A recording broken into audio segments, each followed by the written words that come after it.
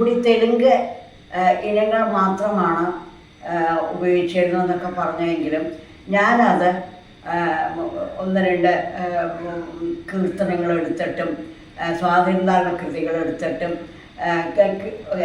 Main എന്താണ് താളത്തിൽ പഞ്ചനട ചവിട്ടുക. അത് പഞ്ചനട ചവിട്ടാനുള്ളൊരു ഭാഗ്യം.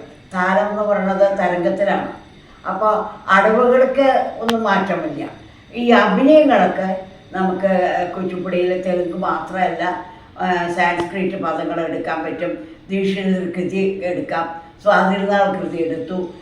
പിന്നെ ശിവൻ്റെ ഇത് അത് വിന്ദുജ കോമ്പറ്റീഷന് കൊണ്ടുപോയത് ശിവൻ്റെ ഒരു ഭാഗമാണ്.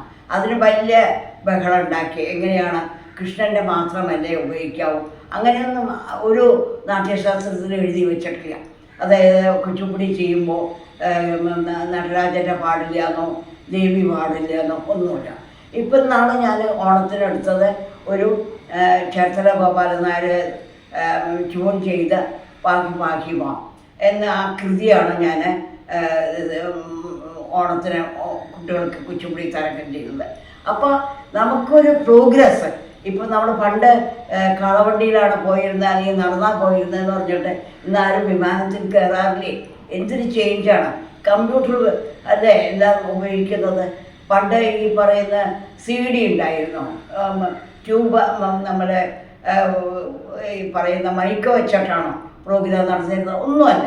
അപ്പം അന്ന് എങ്ങനെയാണെന്ന് വെച്ചാൽ വലിയ വിളക്ക് കത്തിച്ച് നിലവിളക്ക് കത്തിച്ച് അതിൻ്റെ പ്രകാശത്തിലാണ് എല്ലാ ഇനങ്ങളും അഭിനയിച്ചുകൊണ്ടിരുന്നത്. ഇന്നാണ് കളർ ലൈറ്റുകൾ, മറ്റുള്ള ലൈറ്റുകൾ.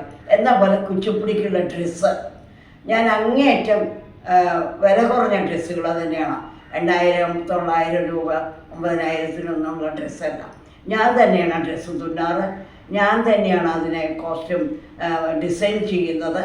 അത് തുന്നി കുട്ടികളുടെ ശരീരപ്രകൃതത്തിനനുസരിച്ചുള്ള കോസ്റ്റ്യൂമാണ് ഉപയോഗിച്ച് വരുന്നതും കളറും മേക്കപ്പും അങ്ങനെ തന്നെയാണ് ചെയ്തു വരുന്നത്.